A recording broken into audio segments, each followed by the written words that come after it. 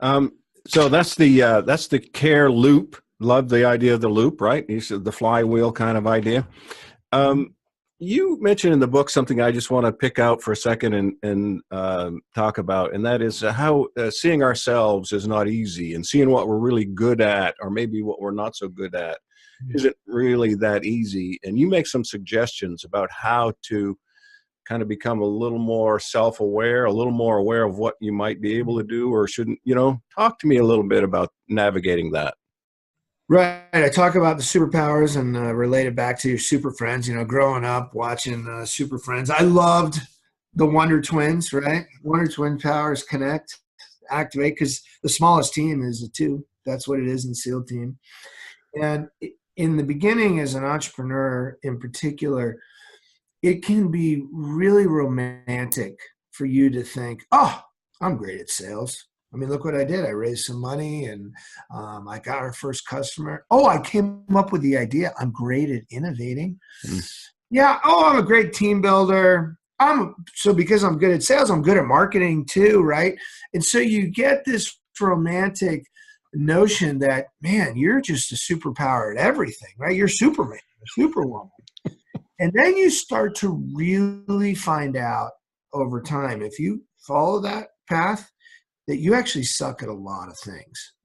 Because I thought, by the way, and I got caught up in this. Like I did a lot of selling, and I did a lot of innovating of products.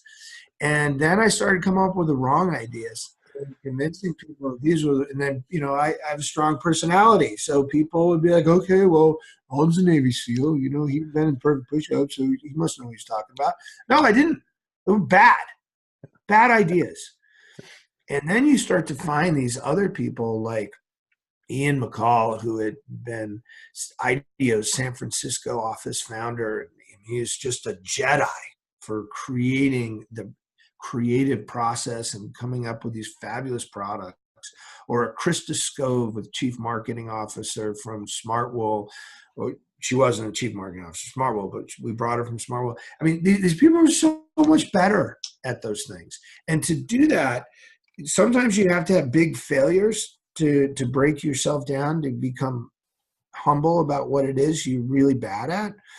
And I've developed a simple little process. Again, I like simple, and I relate it back to finding yourself in the woods. And it's this land navigation drill that they made us do time and time again. And it's not reserved for SEALs. Marines do it. Army does it. Anybody, Outward Bound does it. But it's called triangulation. And you have your compass, and you point a position at all three known things: a rock, a bend in a river, and a top of a mountain. And inside the intersections of these arrows becomes a little triangle, right? And that triangle is your rough area of where you are. Well, the same thing can be done for figuring out what your superpower is. And by the way, the more intersections you have, the smaller your triangle gets. And I encourage people to find people that are known, trusted people in different environments, not all in work. Maybe there's someone in charity. Maybe there's someone in your gym. Maybe there's someone in a yoga class. And you get triangulation from them that they'll be sincere, not trying to just feed your ego. And it will help you understand, you know what? If I were going to save your life, my only gift, what would that be? And you start pulling it out of them. Now, I appreciate it's probably not as sophisticated as some, 200 question Strength finder thing. Let's don't be too mean to Strength Finder, but no, I like it. Yeah, right. No, I'm a fan of it, but that it's a much simpler way that I and of course it's not nearly as good as some of the other ones, but it's a great start. I missed something in there. So it's find some known, trusted people that you think will, that they know you and they're going to tell you the truth. This, I remember in the book. And the second thing is, if I was going to save your life with the one superpower, the one special gift that I have, what would I do? I love the verb language in that. You talk about, you want to hear a verb, not a noun. What was wasn't there a third? Or did I? Uh, well, so it was kind of the second part of that is when you get the feedback. Well, two things. One, you want it from totally different environments. If you work on a school board, if I don't want everyone coming from work because they only have one perspective. It's very important you come from multiple different environments. And the family a lot of times might be too close. And then the third part is when you get that feedback, focus on the verb, not the noun. Okay. And the verb, okay, if you're going to save my life, well, Alden, you're going to inspire me. That's how you're going to save my life, right? Dan, you are going to lead me, right? You're going to teach me how to lead myself. And it's those kinds of elements that start to help you connect with inside yourself. Right. Right. So, I'm with you on, we don't always see ourselves well. And like you're saying, thanks so much for talking about, leaders fall into this, that all of a sudden they can do everything well. I can do everybody's job, and then, so that means I can give you advice and I can tell you how to do things, and, you have to do them my way and all of that. And then, the good people leave and the lousy people stay and act like little robots and get their paychecks. So I don't know. I just thought it was useful. I love your occasionally through the book, you're talking about humility and ego and that kind of stuff. Those things are really important to me. I think they're so essential. How do let me ask one final question. There's a certain chutzpah, there's a certain pride in the military. And rightly so. I mean, it helps people achieve. How do we navigate this tension between pride and humility, ego and service? I mean, how do we navigate this?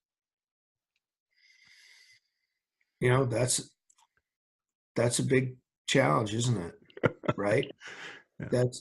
That is, and I would say I don't have a strict formula that says, well, we're going to divide it by this and add it by that.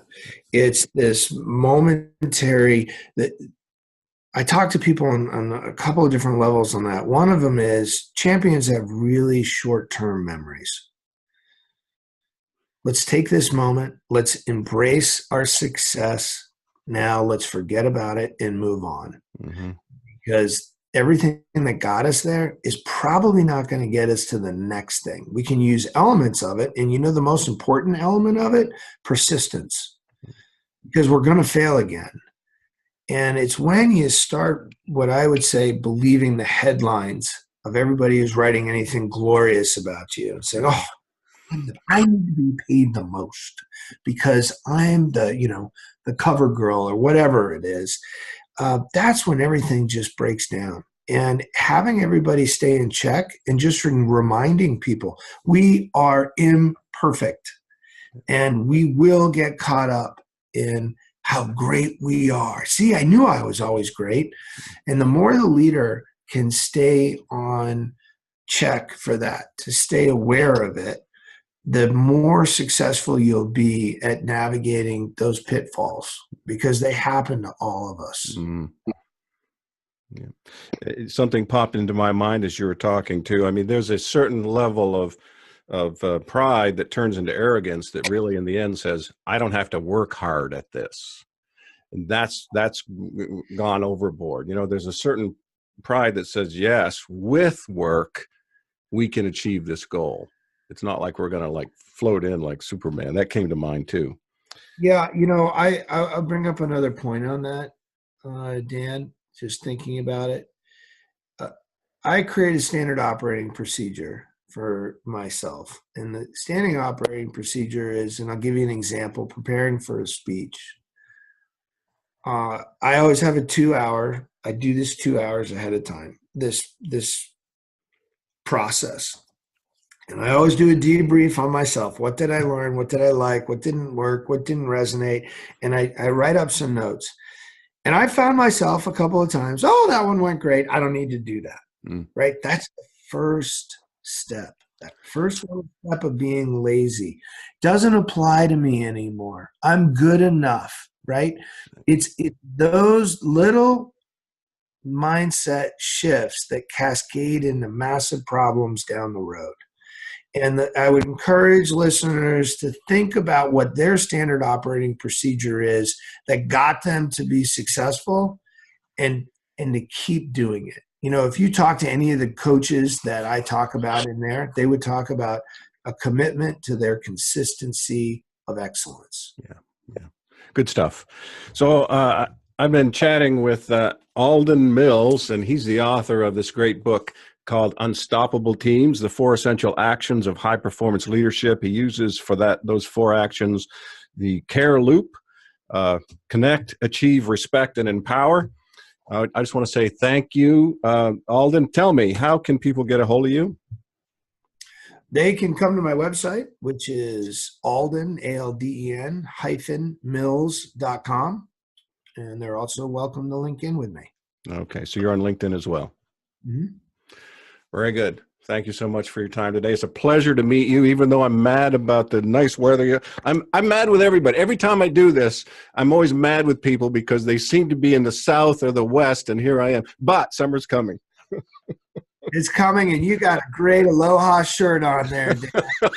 It's a wonderful time. I really enjoyed this. Well, good. I wish you the best. Wish you the best with the book.